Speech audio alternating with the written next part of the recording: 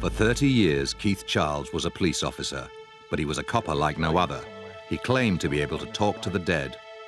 When I was at the police station, your son contacted me, and that he tells me he's now in heaven. No longer a policeman, he's now a psychic investigator helping detectives around the world. I'm walking in there and straight away I'm aware of spirit, straight away.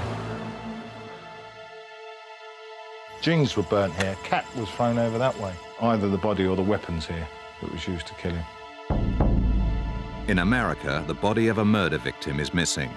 Tonight on Real Life, can the psychic detective find him? I said to you originally that you've walked over my body, and I just feel this is, to me, if not the prime murder scene, I just want to call it a murder scene.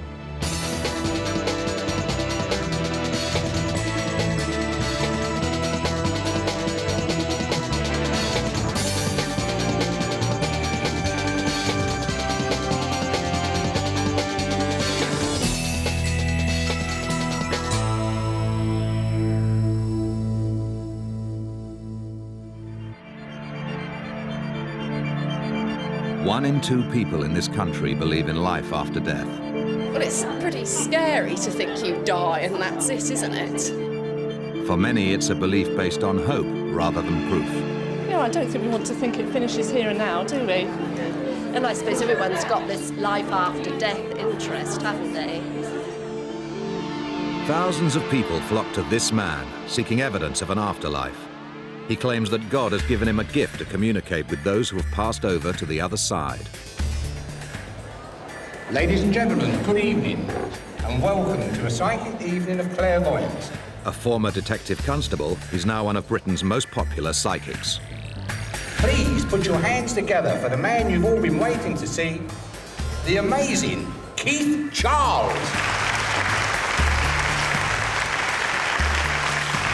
Good evening, everybody.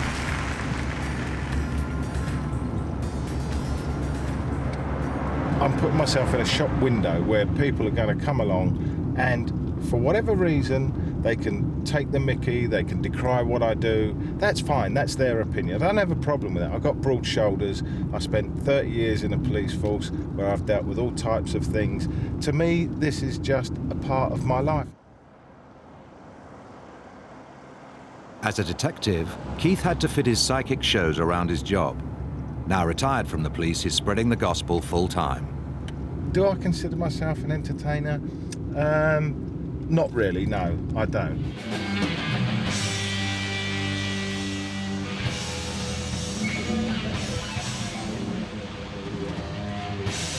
The Regent Centre, Christchurch, one of 40 dates on this year's tour. Travelling with Keith is his promoter, Del. A former market trader, he's now a veteran of the psychic circuit. Because you were responsible for promoting Doris Stokes for a while, weren't you? Yes, I was. And No, I wasn't on the Palladium one. No, that wasn't to do with me. I promoted when there was no money in it. Good evening, ladies and gentlemen. The on-stage bar is now open. The bar's open. Come on, then we go. As an ardent spiritualist, I said, no, we're not here for entertainment. But quite honestly, after about 30 years, I can see that there is a certain amount of entertainment in it. But it's also our religion. Take 10 of your friends, sit down and say, how many people here believe they may have seen a ghost, had a ghostly experience, and I would guarantee 1 out of 10 will have had some form of experience. And we treat this very seriously. Keith has adopted a rather unique style, somewhere between Mystic Meg and Frank Butcher. And you spend a lot of time in the kitchen. I do indeed. And you drink a lot of tea. Yes, I do. Which you've been told you shouldn't do because of... That's true. OK, this is what they're telling me. I'm sorry we're getting a bit... Quite true. And you're always looking out your kitchen window, Marge. Yes, I am. Yeah, because you're quite interested in what's going on. Yes. What they're trying to tell me is... Oh, I'll tell her that. Opposite where you sit, Yes. right, above the knife box drawer, you keep your medicines. That's true. And your father's saying, why'd you keep them if you're not going to take them? Well, I do take them, but Excuse me. I'm not going to have a row with you now. I've only just met you, and I've met half the family. We're having an argument. I've only come to tell you what he's telling me. I'm into spiritualism and all things like that, and it just really interests me the way that he can get so much evidence there. I've had, psychic experiences myself, so it's nice to hear somebody on his level. So yeah, I think we want to have a bit of optimism in our lives, and this provides it. But all I want to say is there's a lot of love here. thank you. All right? There's a great deal of love from heaven. They're concerned about you. All right? They don't think much of the curtains you've just put up in the kitchen. And your father is saying to me, look, tell her I love her. You understood it? Thank you. Well, when Keith was a boy, we would sometimes hear him chatting away, and we'd talk to my friend, and it was an imaginary friend, and we didn't realise then that it was going to develop into being a medium like he is now. Yeah, quite a few imaginary friends, didn't he, when he was younger? Keith believes it was the start of his psychic awakening. He was just 8 years old. But he didn't learn to understand the visions and messages he was getting until he joined spiritual development classes many years later. I might literally see Uncle Fred as a silhouette. If Uncle Fred had a deformity in his right hand, he may show me his right hand, and there may be 2 fingers missing. And he was obviously trying to emphasise that so I can give it to the individual. Now, if Uncle Fred was a Yorkshireman, I might hear him talking with an accent. So sometimes I will hear a voice. Sometimes it may be a series of pictures accompanied by words, but most of the time it is a voice that I hear talking to me. Did you ever hear him talking to his imaginary friend? No, you could hear him talking upstairs, you know, if he was upstairs sort of thing. You'd hear him talking, and you say you're talking to him. He said, it's all right, Mum, it's only my friend. And then that was it. And we used to think, oh, leave him alone, he'll be all right, sort of thing, you know. I have a Scottish link here, and it's not a very pleasant link, quite honestly. I've got a gentleman who was stabbed to death, and he's talking, I'm not sure if he's Scottish or he links with Scotland, so I need to ask him, forgive me. There's not a lady here who is Rose or... No. Hang on, let me go back. Does somebody live here at Braemar? Hello, you're at the back. What's your name? Sorry? Rose? Yes. You Scottish? Blimey. He's got something right, the boy. You know a young man that was stabbed to death? Because he is telling me, first of all, he spoke about Scotland, he spoke about Rose. He's telling me that I need to go back in time for this. Would you have lived in a block of flats, please? No. Are you sure? Let me describe something to you. Tell me where you're from. Glasgow. Glasgow. Right. He's going north side of Glasgow, northeast. Is that an area that you would have lived in? Yes. Yes. And I did live in a block of flats when I lived there. That's okay. I can hear something that sounds like Braemar. Braemar. B-R-A-E-M-A-R. Somebody in your family would have worked on railways or something, or the buses, because he's talking about, does that make sense to you? Yes. Who was it? My dad. Yeah. Because your dad helped this young man. Now, does this come back to you? Have you remembered the man that was stabbed outside the pub? I know what I've told you is 100% correct. We've never met. Look, I want to say, quite honestly, from this young man, please say thanks. He was the only man who did anything. And it has been my pleasure, not mine, Robbie's, I've just said, what's your name? He said, Robbie. So we got Robbie McAlevey or McAviney? And he says, I was 24. And you will find out this is correct. Thanks, Rose. God bless you. Thanks very much.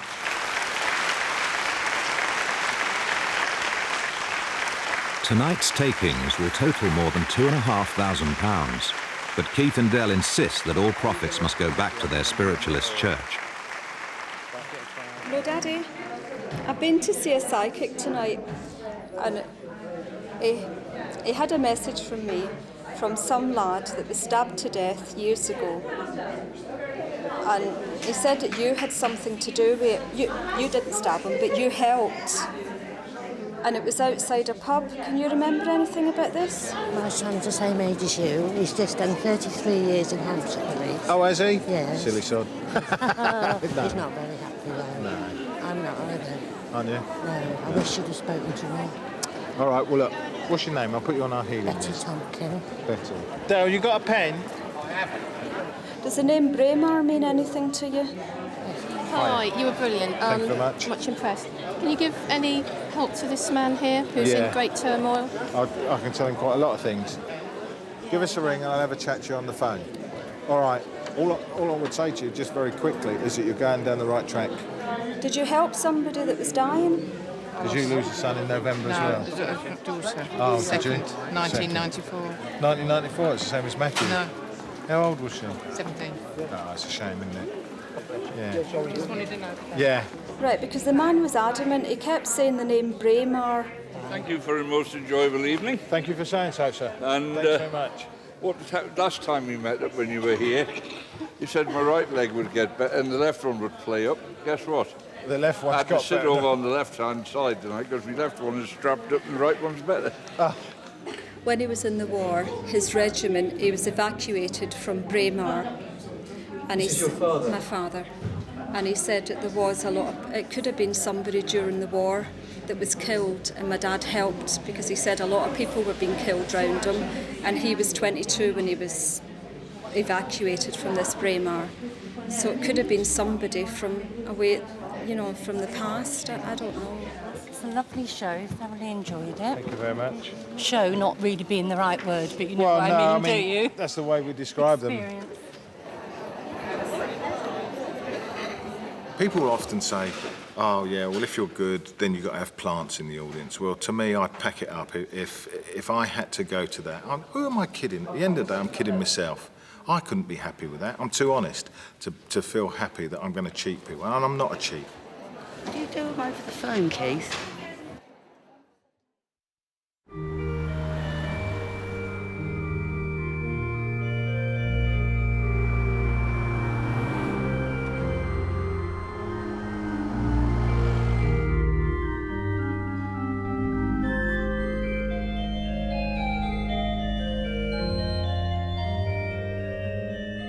I'm the president of this church and have been since 1982. This is also Keith Charles's church. He's frequently here, he does private readings and he demonstrates on many occasions. This is our office. It's the headquarters of the church and it's also the headquarters of our Life After Death promotions. I formed Life After Death promotions with the great Doris Stokes to promote spiritualism around the country. And I'm glad to say in the last 18 to 20 years, this we have done. Well, spiritualism is basically continuation of life after death. And it's a medium's job to prove that there is a life after death. It is to prove survival. It is as simple as that. And there's a long queue of people seeking proof of survival. I do believe in life after death. My mum had cancer for nearly 3 years and I was 16 when she died. And that's the main reason I go to see psychics, is to try and get some contact with my mum. Debbie has been visiting psychics for several years, but believes she has communicated with her mother just once. She hopes a visit to Keith will bring her mum back to her once again. The first time that they brought my mum through, I felt a bit numb I was a bit shocked as well because however much I wanted it, I wasn't actually sure it was going to happen. And I just sat there and I had just tears rolling down my face. Keith holds his private readings at the church. They can be rather emotional affairs. Are you having a conservatory or an extension built on the back? Because if you say no, I'm going to say to you, you are, because you've been talking about extending the back of your house. No? No. That when you locked up your car to come here, did you put something in your glove compartment? No. Then what is he talking about?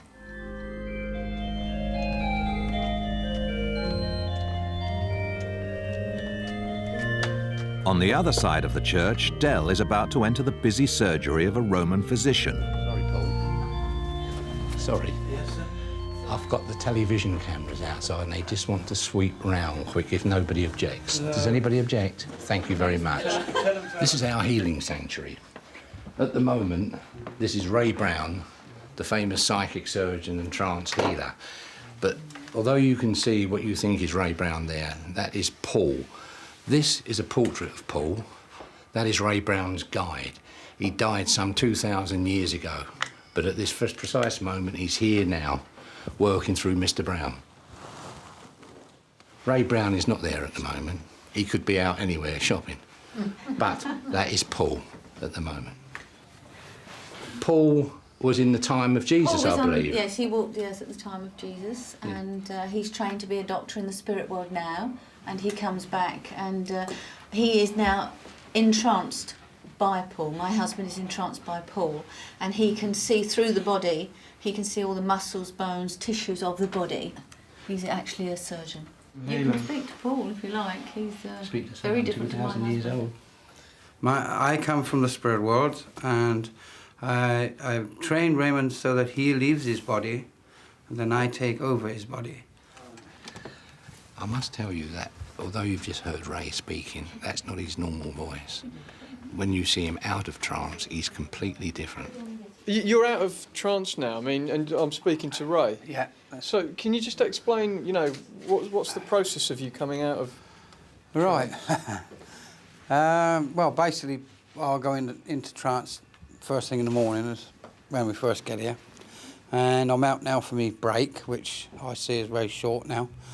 What actually happens is I sit down and then Paul draws close to me and I step out of my body and he steps in. And I stay here and do my work, and when I'm finished, I leave his body, he returns to his body, and I go back into the spirit world and get on with my work, and he carries on with his life. I had out-of-the-body experiences from around about 5 years old. He was lifted in and out of his body for some 14 years. Eventually, I realised that I could move around, so I could actually tell my mum what was in my dad's sandwiches, and yet I'd been put to bed. Before he became a psychic healer, Ray worked as a brickie in Leicester. She said, get a shrink. So that's the power of spirit. After a shaky start, it seems Keith is finally linking in with Debbie's mum. This lady has just popped in and he said she's been waiting to hear from this lady. She said, it's very nice. Is this your mum that he's talking about? Because he said it's her mum she wants to talk to, not me. And she's even wearing her ring, is that right? You got her ring on today? And as she comes in, I feel that, I don't know, my feeling that as I'm impressed with her, I'm not going to see my grandchildren grow up in this life, which is something she was thrilled to bits when you had children. This is how she's telling me. But I'm going to keep an eye on them from heaven. And yes, I do hear you when you talk to me. You spoke to her, didn't you? Yeah. After she'd passed away. And you whispered in her ear. And you said, I hope you can hear me. This is what she's saying. She said, I love you, Mum. What was it that convinced you that it was your mum? The fact that he actually told me it was my mum. Before that, he said to me that there was a lady there and I was wearing a piece of her jewellery, which is my wedding ring, well, her wedding ring, which is now my wedding ring. And he said to me, my mum, and he even gave me her name and everything, so that's, yeah, straight away I knew. So you totally convinced that she was with you in that room? Totally convinced.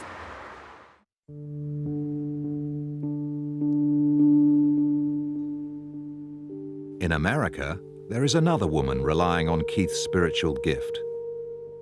If somebody could tell me exactly what happened to Thomas, when he died, how he died, it would be like an answer to a prayer.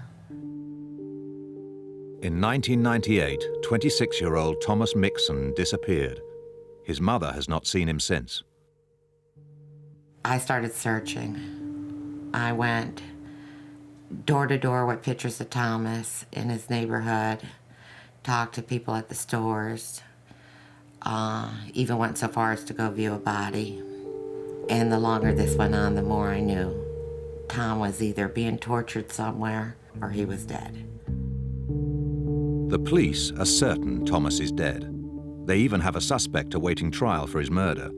But despite that, they have never found his body. The recovery of his remains would be vital evidence for the police and bring huge comfort to his mother. Oh, you grieve. Excuse me. You grieve over it. You scream, you walk the floors. You do a lot of that, but there's no answers. Nancy is hoping Keith Charles can provide those answers. Psychically, it's the ultimate test. To find the body of her murdered son.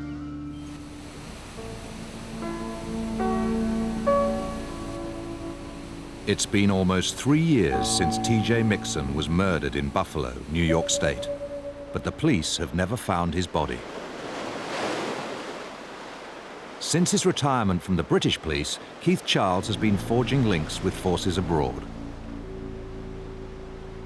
6 months ago, he met detectives working on TJ's murder in America. They told him nothing about the case, but were curious enough to test his psychic claims and handed him a photograph of TJ.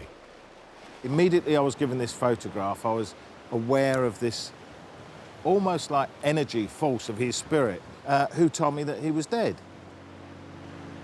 Keith says he received further psychic messages directly from TJ, which he then passed on to the police.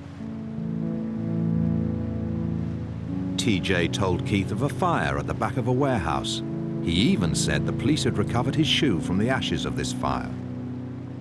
And I was being given the information by TJ of where this was, even to the fact that he said that the particular officer I was speaking to had actually walked over where this man's body had been. Keith was proved right. The warehouse, fire, and shoe all existed.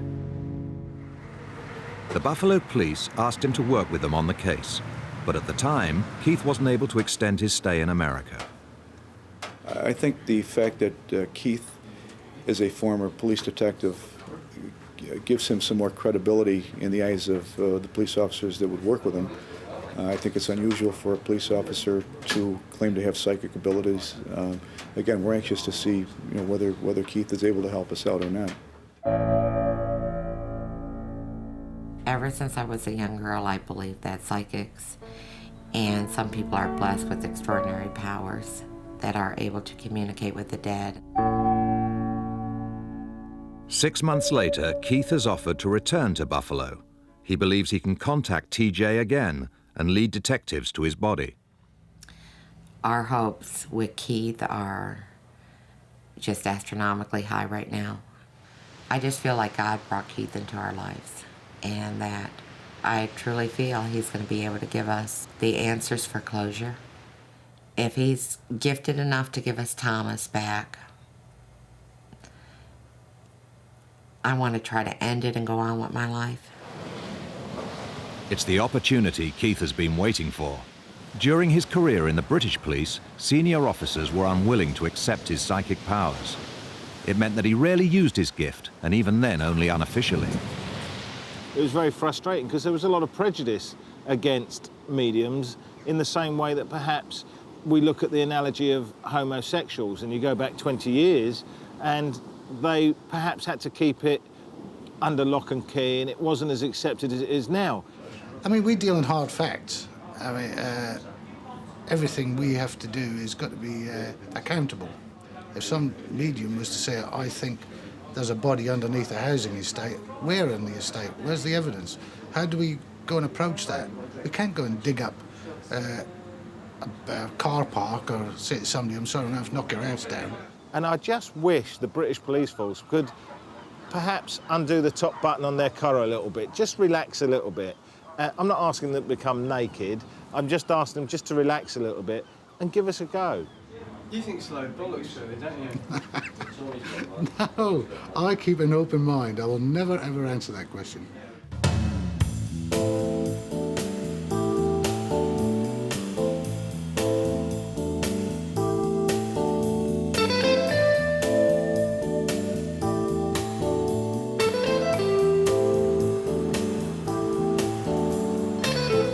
Buffalo, New York.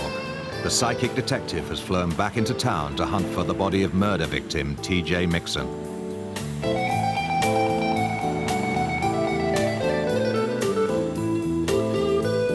The force should be on his side since Keith believes America is his spiritual home. He claims that in a previous life he existed as a Confederate soldier who was killed fighting in the Civil War. Cops, by their very nature, are somewhat skeptical of this type of thing, but we will be open-minded, and if Keith can lead us to that body, I'd be absolutely thrilled. Keith's wife, Christine, has made the trip from England with him. Keith begins by recapturing the original psychic vision he had of the warehouse on his last visit. The police have told him nothing about the case. I was very much aware what I described as the warehouse and coming out where there was a fire at the back, and then as I saw it going out from the back of there, a manhole or a covering in the, wouldn't call it undergrowth, but grass or dirt or whatever, which I'd like to sort of see. If as you get close to certain areas, do your impressions become stronger? Yes. Okay. Yeah. And that's why I was hoping that maybe if we went, what I call it, on the ground. So if we went there, you could tell. I would either say yes, we're on the right if we're in the right spot that you're thinking of. Yeah. Sorry, could I ask Jim just before we go? Did you search a warehouse, please? Yeah. Yeah. But that's all he's getting. Once Keith is out of earshot, the significance of the warehouse they're about to visit is revealed.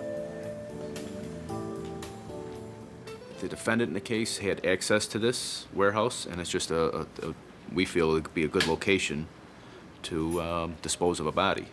There's no way Keith could have known the relevance of a warehouse? No, not that we know of.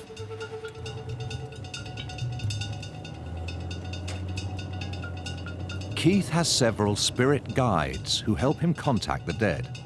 There's Corinda, a Mongolian warrior, Charlie, a 17th century London barrow boy, and today it's Tobias, a Spanish monk. Tobias is a guardian angel, if you like, and he lived on this earth as a monk years ago. A bit like a modern-day Cadfael, really, you know. But he's somebody that helps me. He's my guardian angel. But hopefully we'll be able to, if TJ's available, link into TJ, the victim in this case. When I'm aware of a contact, I just start to feel excited.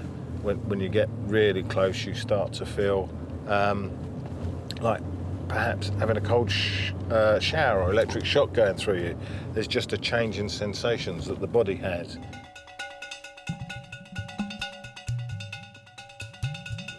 I get the words liquor store, I don't know why. I get the words liquor store.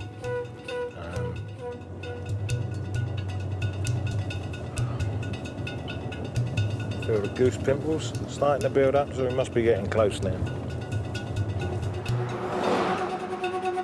As a test, Jim deliberately drives past the warehouse, hoping Keith will tell him he's gone too far. Turn around and go back. I actually passed the place. Yeah. Turn around and go back. Where's the liquor store if there's one there? Detectives first searched the warehouse several months ago. Let me go and see if They called it TJ's. It's unbelievable, isn't it? I'm walking in there and straight away I'm aware of spirit. Straight away.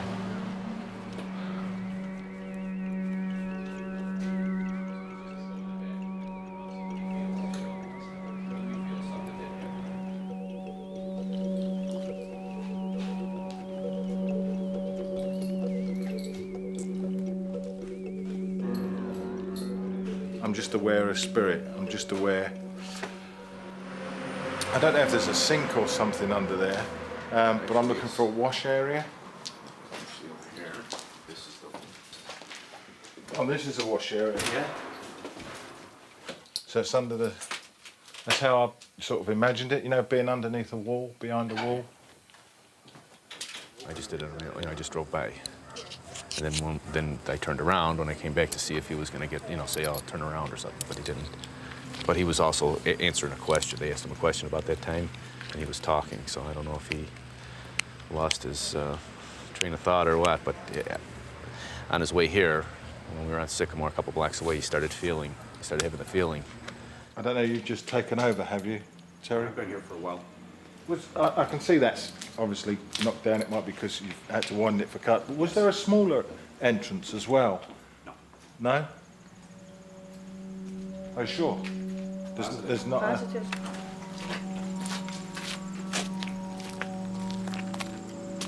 What's that then? That's new brickwork? There was another area there at some time? I didn't tell him yet, but that door was smaller. This is where the sneaker was found, yeah? Right. Last time we were here, this was a little different, but it was basically like that. It was stuff you could tell they'd burned. Right. And were there During his last visit to Buffalo, Keith told the police they'd recovered a shoe from a fire pit at the warehouse. This is the actual pit they took part of a training shoe from. Clothing was burnt here. How do you know? I know. I know, I can see it. Jeans were burnt here. Cat was thrown over that way. I'm almost like I'm here. It's almost like I don't know. I'm here.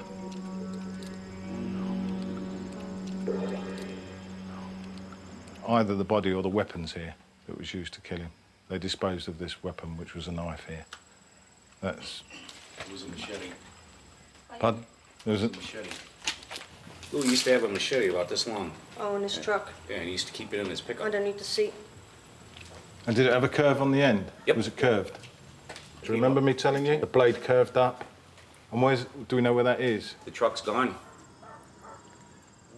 Keith has already told detectives a curved knife and a pickup truck are connected with the murder. The back entrance actually comes from the side street here.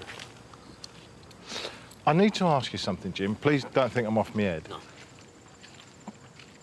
I said to you originally that you've walked over my body. Do you remember when TJ, right in originally, I said you've walked over my body? And I just feel this, where we are today,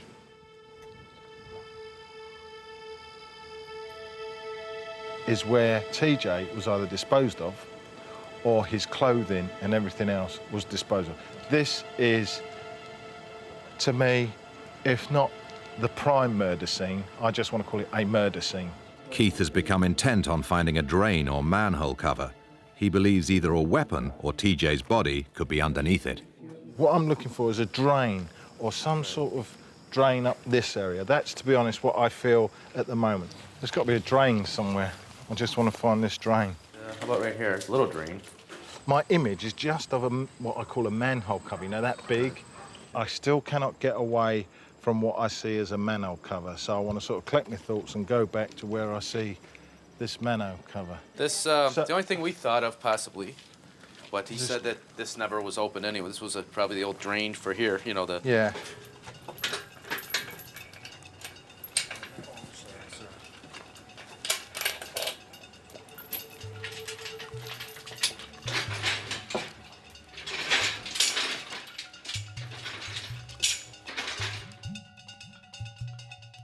At the warehouse, Keith is about to search a drain for the body of murder victim TJ Mixon. Up, Ed, come up anyway, clean it out. Looks like there's another grid under there. Not another drain, is it? Small one.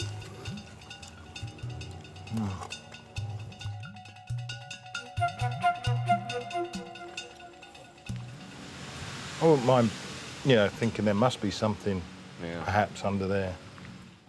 To peer down there is going to cost nothing, is it? You know, just to look down the drain. If there's nothing there, there's nothing there. But But Detective Giardina believes the drain hasn't been disturbed for several years and won't take the search any further. I'm just interested in that I would probably sift this, you know, take this up very closely, just in case there was something in there. Has a sniffer dog been brought to this premises before? Yes. You know, negative results, he didn't find anything. Drains are important here. That's what I get. But it's not Keith's investigation, and if the Americans refuse to continue with the search, there's little he can do. Spiritually and psychically, I'm left here at a scene as where the last dealings with TJ were. I know there was 2 men involved. I know they were in a truck. They'd been out and they'd been doing some drug dealing. I believe TJ had ripped them off. They'd lost their temper, and in a peak of temper, he'd killed him. Keith has got some details correct, but much of what he has said cannot be verified until the body is found or the killer confesses. You know, some things are close, but not exactly the way we understand them. You know, it doesn't mean we're right, doesn't mean, you know, he's wrong. But he hasn't found the body. TJ's mother has been pinning her hopes on Keith being able to find her son. I want to tell you that when I was at the police station, your son contacted me, and that he tells me he's now in heaven. And if I could say to you, which sounds perhaps a little bit dismissive, it's not meant to be, that he's in a far better place now, and that he's quite happy and he's quite well. That's what I feel I want to say to you. And I was drawn very much to a warehouse, and we've actually been there, and I felt TJ was telling me this was the last place that he was taken. Do you mind me talking about this? No. I don't want to upset you. I don't want Put to... everything out. You sure? I mean, that's what we. Okay. That's what we're waiting on. Like you, I've lost a son. My son Matthew was 20 when he was killed in a road accident. So, as a father, I can share your loss as a mother. What I don't have is that extra grief because you don't know about your son. All I want to tell you, as a responsible man, that he's quite happy in heaven, that he has started a new life. The following day, Keith has begun to reflect on his failure to find the body. He believes the American police are partly to blame. I feel that they have been somewhat guarded with their own truth in what they've told me, the investigators, which has been nothing. As far as I'm concerned, they've not told me a thing. He described a small curved knife. They described it as a long machete-type knife. When he came to visit us several months ago, and he mentioned a knife then, but he described it as a black-handled knife, which was used for stripping. Now, I don't know exactly what kind of a knife that would be, but it doesn't sound like it would be a machete. I've been to a warehouse that I saw that was given to me by Spirit. I described it, the ingredients were there, everything was there. I can only give that to the police and say, look, I'm drawn to go in there.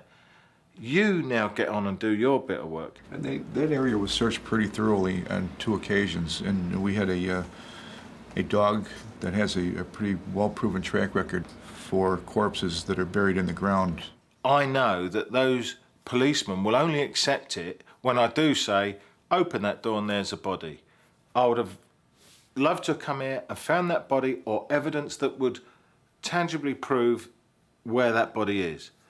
I believe we can still do that at the warehouse. I honestly believe there is evidence there that will say that's where his body was disposed of. I remain somewhat skeptical because I still haven't seen any type of tangible proof that psychic ability worked in this case. People will make up their own mind when they see this, what they think of me. I'm telling you how I see it, and I see it that I've passed the test. Even money to one dog. Saturday evening back in South London. Keith swaps the world of psychic investigation for a night out at the dogs.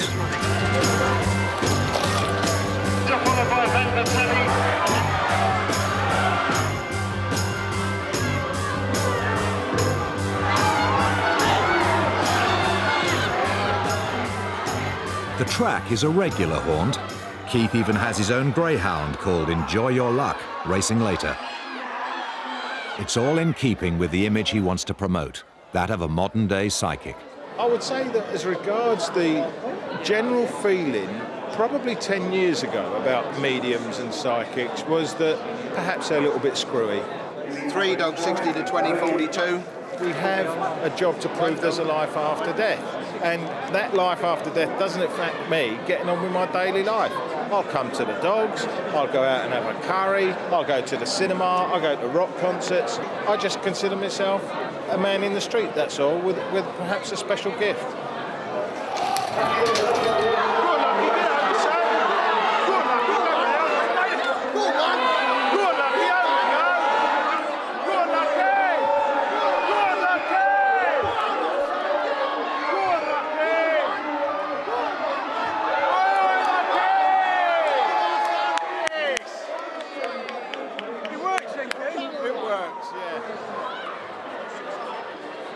It'd be lovely. I'm sure people are sitting at home and saying, oh, he must have picked every winner then because the spirits are going to give him every winner. But it's not like that at all. My gift is not to go out to make money, and if I did, I might just discard my gift, which would be very wrong. You know, I could perhaps pick 6 numbers on the lottery, be very happy myself, but that's not what God's given me the gift for. He's given it to share with people.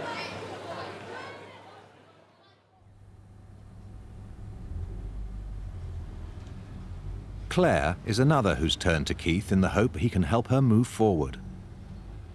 I had a miscarriage in October of last year, and I'm hoping that when I go that I will get the baby come through. Just comfort for myself to know that it has gone on, that it is still living, and I know that if it is up there, my granddad's looking after it. If my baby comes through, I will be comforted. I will be happy. It was a very hard thing to go through, to lose, and still grieving now. So I'm hoping that if it comes through, that it'll be a good reading, and yeah, it'll give me fulfilment to know that it's okay.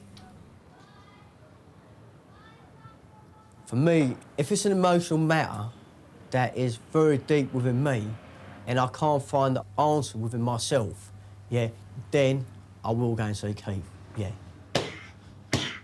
Cella was so impressed with his last visit to Keith, he's decided to book in again. He told me my number, my house, and where it was situated and how many kids I've got. And at the same time, he named some numbers of, which at that time when I was seeing him, didn't really I didn't pay any attention to it. But after, those numbers was of houses that I know people who live at. There's nothing I can say. He's not a charlatan. He is the real deal. He's the man. There's many people say that years ago everybody was psychic, and probably everybody is psychic now, but it's bringing it out, bringing it to the forefront so that you know. Do you have psychic ability? I hope so. I think I have, yes, yes. Yes, not as great as Keith and other people, but yes, I have psychic abilities. And I just want to say, how's his leg? Because he's had a bit of a bad leg, your other half. What did he do to his left ankle? It's Dad. Huh? That was my dad. Was it? Yeah. It was your dad's left Yeah. ankle? I do apologise. fine. She's more confident and set. She's older than you, is she? Younger. Younger. Now, your mum, right, was quite affected by your dad's passing. Is your first name 9 letters? No. No? Where is... No. Is there somebody else in your mum's life? Because I want to say to you, I don't know if she's got a partner at the moment, but he, let me just tell you what he's saying, he's not jealous, all right? No. And if she hasn't got a partner, she's got a very good man friend, if you know what I mean. And I don't mean that rudely. Does that make sense? She's still married to my dad. It's my granddad that's, I think, communicating with you. Well, who? Sorry, I've got this wrong. No, can't have that because I'm wrong. It's almost, I would be insulting you to try and get it, but it's something like Shadawa or something. No. Do you see what I mean? What? All right, I'm wrong, but I'm saying I'd be insulting. What is it? Chauvinese. Yeah. Well, I was getting something like Shadawa, right? So I'm just telling you. Yeah. Your grandmother, right? She would have passed over. No, that's probably his mum. My granddad's mum that's with him. No. Let's start again. Okay. No, I want to get this right, Yeah. all right? I can be wrong and I can be very wrong, and I'm not very wrong. Right. I'm wrong about your mum and dad, right? Yeah. I accept that. Keith claims the reason he isn't always spot on is because the voices he hears and the pictures he sees sometimes don't present themselves as clearly as he would like.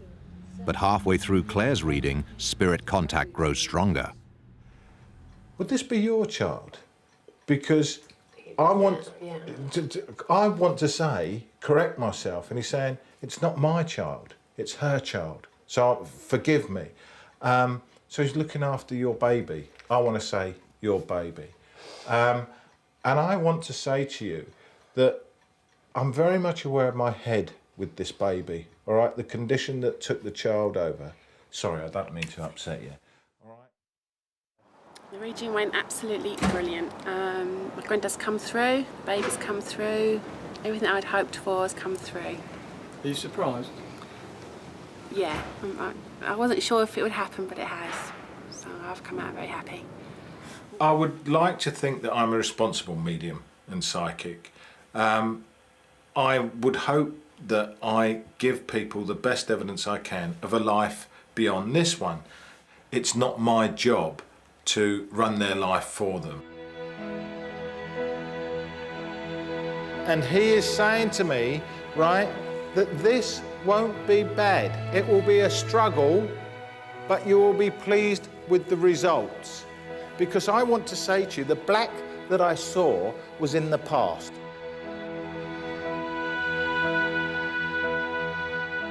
If I set myself up as a god, that would be totally irresponsible.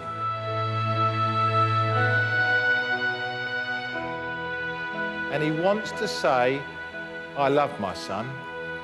Thank you. I'm not there to preach at them. I'm just there, hopefully, to establish a link with a loved one that they've lost. He said, and I'm very proud the way you've coped. He said, and I know it left you really devastated when he passed. May God look after you, take care of you, and God bless you. Thank you very much indeed. Good night, God bless. Thank you. I mean, we don't want to die, do we? But we know we've got to die. But, yeah, I don't think there's anything to be frightened of. This is my opinion. No, we can isn't it? accept coming to an end easier Yeah. than what we would have done had we not gone through this stage with Keith. He's put our mind at ease more.